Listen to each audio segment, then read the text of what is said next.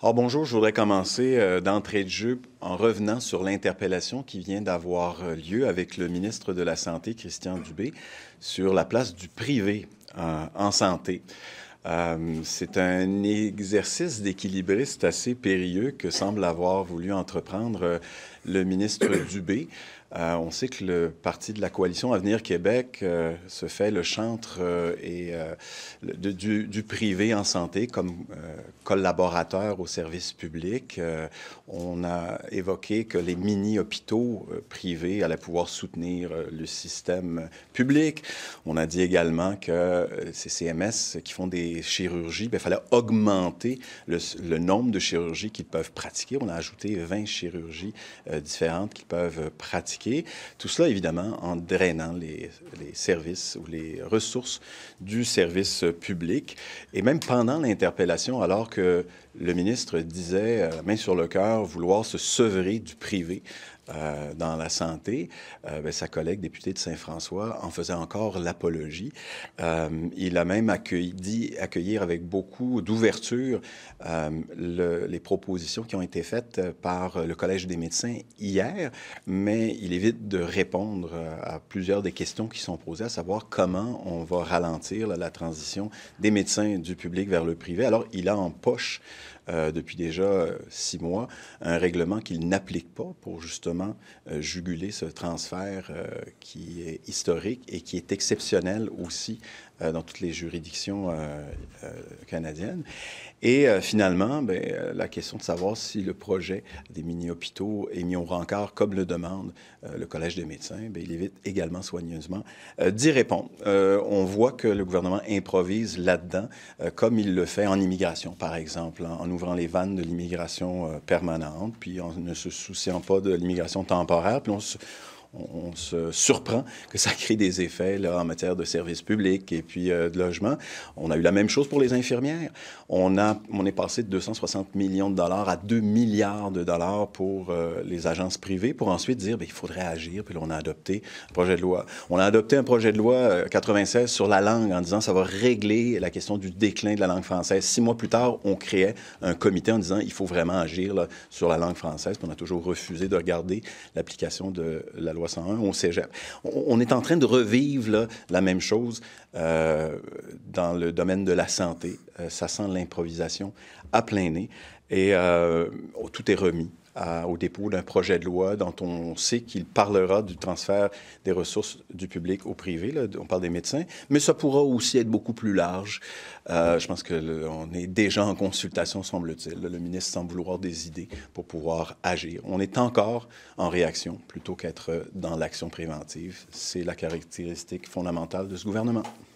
Sur le fond, est-ce que vous êtes d'accord avec sa vision de donc sevrer le réseau, de déterminer une période de transition? Quand même, il y a une nouvelle intention là, du gouvernement. Est-ce que vous êtes d'accord avec lui? Non seulement on est d'accord, mais on trouve que ça a trop tardé. En fait, ça fait 2 ans que le gouvernement a été élu et il parle du privé comme étant là, les béquilles qui vont permettre au système de santé de continuer à avancer, alors que c'est plutôt le coup de jarnac qu'on est en train d'administrer au service public. Alors là, il y a un changement complet d'orientation, mais sans nous donner les détails de sa vision. Puis je vous rappelle qu'il y a moins de 2 semaines, le ministre se disait surpris de l'ampleur du nombre de médecins qui venaient acquérir une formation aux frais des contribuables du Québec pour aller pratiquer en Ontario. On parle de 2300.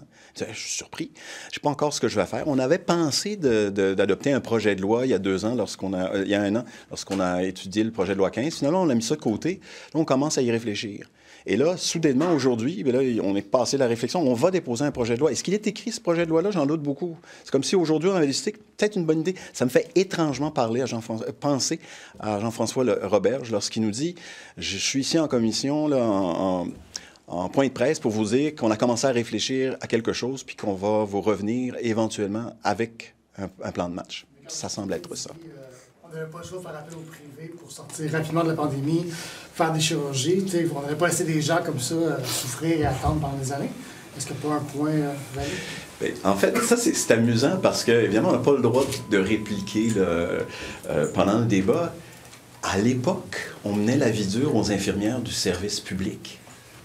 On vient juste 4 ans plus tard de convenir d'une entente de convention collective avec les infirmières qui sont majoritairement au public. Alors, si on n'avait pas voulu, à ce moment-là, la prolifération des agences privées, on aurait réglé les infirmières à ce moment-là, en pleine période de pandémie, où on les appelait les anges gardiens, et que l'ensemble de la population québécoise trouvait que le temps supplémentaire obligatoire, c'était inhumain, puis qu'elles étaient sous-payées, et ainsi de suite. On parle plus des CMS pour sortir de la pandémie. Oui, mais moi je parle de... pas quand même un point valide de dire qu'il faut quand même aller rapidement, puis si le privé est plus rapide, ben allons-y pendant 2-3 ans. Ben, en fait, le débat va se faire, mais ce qu'on découvre aujourd'hui, c'est que plutôt qu'instituer un réseau parallèle, le gouvernement semble dire que ce réseau-là, il peut être mis à contribution de façon transitoire. Ça, c'est l'élément qu'on a toujours appuyé. C'est si pendant un temps, et qui peut être fixé, on doit aller faire appel à des cliniques médicales spécialisées pour justement alléger les listes d'attente, parce qu'évidemment, il faut soigner les gens là, qui sont sur ces listes-là, soit, mais si on a l'intention de faire ça tout en créant des hôpitaux privés, puis en permettant aux gens aux médecins de se désaffilier, on est en train de créer un système parallèle qui va prendre le dessus et les ressources financières et humaines du service du système de santé public. C'est ça qu'on a dénoncé. Aujourd'hui, si on dit ça va être contenu, on parle de 3 que ça représente là, des soins de santé au privé. Puis il dit, ça, là, je pense que 3 c'est assez. Il ne faudrait pas que ça monte à 5. Il est encore temps d'agir. Il est encore temps d'agir, mais on aurait dû agir plus tôt. Sur on a vu ce matin l'enquête de la presse sur les GMF, qui a vraiment beaucoup d'entrepreneurs, médecins ou entrepreneurs qui gèrent des cliniques GMF, qui a toutes sortes de problématiques là, sur la qualité des... Pas la qualité des soins, mais par exemple le nettoyage d'instruments, la fermeture rapide d'une clinique, puis là, les patients ne savent plus où se tourner. Qu'est-ce qu'on devrait faire avec cet enjeu-là? D'abord, êtes-vous étonné de ça, puis qu'est-ce qu'on devrait faire? On savait qu'il y avait une présence de plus en plus grande du privé dans les GMF, mais je vous avoue là, que la surprise, c'est de voir que des règles aussi simples que celles du nettoyage des instruments ne sont pas respectées. Le suivi des dossiers lorsqu'on ferme des cliniques. Essentiellement, les règles élémentaires du système de santé et aussi de la confidentialité des dossiers médicaux ne sont pas respectés par des GMF qui sont maintenant là pour, d'abord et avant tout, faire un profit. Donc, c'est un système. Puis on voit l'illustration de la dérive du virage vers le privé. C'est que maintenant, la seule règle, c'est la règle du profit. Et ça, évidemment, il faut mettre fin à ça. Et je pense qu'on est allé trop loin, que les médecins n'aient plus un mot à dire sur la confidentialité des dossiers ou sur les règles de base, les pratiques de base là, en matière de, comment on appelle ça, là, pour rendre le matériel... la stérilisation du matériel, merci beaucoup. Alors là on voit là, qu'on a franchi un point de rupture. Prenez l'exemple des pharmaciens propriétaires. Ils doivent être d'abord pharmaciens pour être propriétaires. Comment est-ce qu'on a pu passer de cliniques médicales opérées par des médecins à des cliniques médicales gérées par des administrateurs qui sont des investisseurs, en fait, qui ne cherchent que le profit? Là, il y a un rééquilibrage à faire définitivement. Donc, on fait quoi? On interdit cette pratique-là? Est-ce qu'on peut légiférer pour ça? En fait, je vous dirais que spontanément, le point de vue qu'on partage, le chef pourra commenter s'il le souhaite, bien entendu, là, c'est qu'il faut que les médecins, minimalement, soient majoritaires dans l'actionnariat d'une clinique pour qu'ils gardent le contrôle. Parce qu'actuellement, ce qu'on a entendu dans les commentaires, c'est que les médecins ont perdu le contrôle sur leur pratique et sur la qualité des services offerts et sur le suivi et la confidentialité des dossiers. C'est ce qui est grave. Donc, si on veut continuer avec le modèle GMF, on pourrait le revoir à certains égards. On n'est pas rendu là, mais minimalement, l'actionnariat, il faut qu'il soit revu. Quelle sanction attend Vincent Boulay? Quel genre de sanction peut-il s'attendre? C'est important de réitérer qu'il y a déjà des règlements au Parti québécois, puis ces règlements-là ont été votés par les membres. Donc, on peut commenter sur ce qu'on voudrait comme règlement dans le Parti québécois, mais la réalité, c'est que les règlements sont là, ils existent. Ils prévoient plein de possibilités de sanctions si l'allégation de manquement au code d'éthique s'avère être fondée. Et simplement, Puis en passant, les règles ont été faites avant que je devienne chef, là. Donc, le cadre réglementaire du Parti québécois existait à partir de la refondation du parti en 2019. Ce n'est pas les mêmes règles que dans les années 80, mais c'est la volonté des membres, puis c'est ça les règles. Donc, quand un ou plusieurs membres du parti allèguent qu'une personne a manqué au code d'éthique, il y a un processus qui s'enclenche avec un comité d'évaluation dont je ne fais pas partie. Donc, rendu là, il faut laisser travailler ce comité-là. On a une obligation de confidentialité en plus qui fait en sorte qu'il faut vraiment attendre avant de commenter ou de spéculer. On ne peut pas.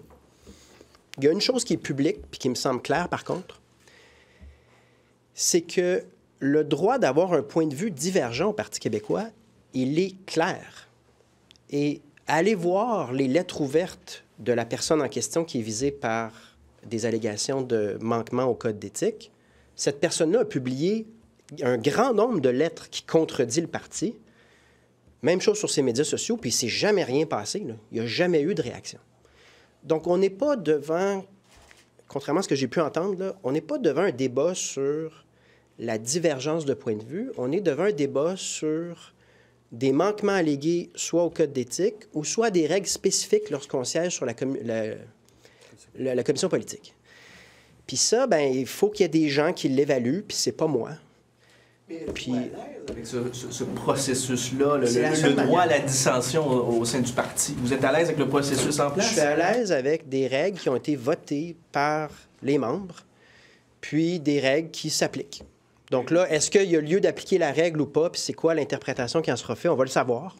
Mais pour l'instant, c'est pas moi qui est dans le comité, et on va attendre. Vous l'avez trouvé comment, vous, quand vous avez lu sa lettre, comment vous avez réagi?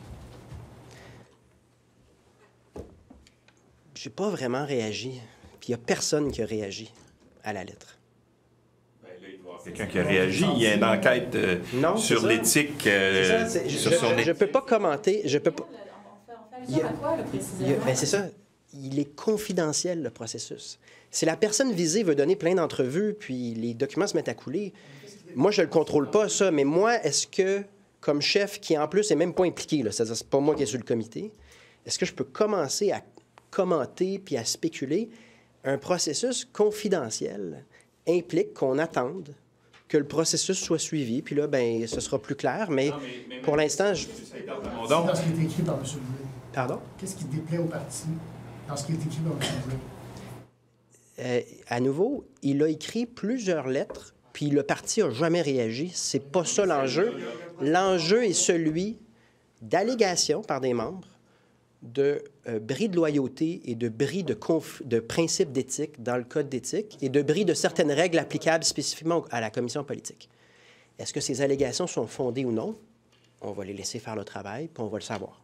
Mais moi, je vous pose la question, quand vous avez lu la lettre, les propos dans la lettre, est-ce que vous étiez d'accord avec ces propos ou en désaccord avec les propos? Parce qu'il, quand même, il contredisait certaines... Ah oui, je suis en désaccord. Moi, je pense qu'il y a bel et bien de l'entrisme religieux. La commission politique le pense. Les instances le pensent, mais ce n'est pas en soi un problème d'avoir un désaccord. Donc, ce n'est pas ça le sujet de l'examen par le comité en ce moment. La preuve, c'est que vous allez trouver on peut dire pléthore. Hein? C'est un mot qu'on n'utilise pas souvent, mais pléthore. Vous allez trouver une pléthore de lettres ouvertes et de commentaires sur les médias sociaux venant de ce militant-là qui contredit le parti, puis il ne s'est jamais rien passé. Donc, il faut recentrer le débat. Alors, pourquoi il y a des allégations. Parce que c'est pas ça le sujet, c'est pas la lettre. C'est pas la lettre le sujet. Le sujet, c'est d'autres faits, puis les faits sont traités confidentiellement et évalués par un comité qui va déterminer. Est-ce que le fait, c'est d'avoir parlé à un chroniqueur ou à des journalistes de façon anonyme? Je ne peux pas commenter un travail confidentiel qui n'est pas fait par moi. Donc, je ne peux pas le commenter. On peut dire ce que c'est. On comprend que c'est le fait d'avoir parlé à un chroniqueur qui déplaît. Je ne peux pas commenter ce qui est allégué comme bris de loyauté ou bris du code d'éthique parce que c'est en train de se faire évaluer par des gens qui ont cette responsabilité-là. Et ça, c'est pas moi. Je ne suis pas sur le comité. Donc, je vais attendre Puis, on prendra ça quand le travail sera complété. De façon théorique, est-ce que le fait de parler à un chroniqueur mènerait à un bris d'éthique? Juste savoir là, si dans vos règles, non, mais est-ce que c'est un cas qui est prévu? Ne commentez pas ce cas spécifique-là, mais dans l'absolu, M. Plamondon, je ne commenterai pas. Je vais laisser les instances faire leur travail. Dans votre parti, Tout ce que je peux dire, c'est qu'il y a des allégations par des membres, comme quoi le code d'éthique et certaines règles spécifiques à la commission politique ont été brisées. Puis il y a un comité pour l'évaluer, puis il prend son temps parce qu'il y a toutes sortes d'étapes, puis de toute façon... Donc, quand le travail sera complété, peut-être je pourrais commenter, mais c'est confidentiel, puis je ne peux pas commenter au fur et à mesure. Ça signifie qu'un membre de la commission politique s'exprime régulièrement à l'encontre des positions d'un parti. À nouveau, je ne peux pas commenter parce que, comme je viens de vous dire, ce qui est allégué, c'est des bris aux règles de la commission politique spécifiquement.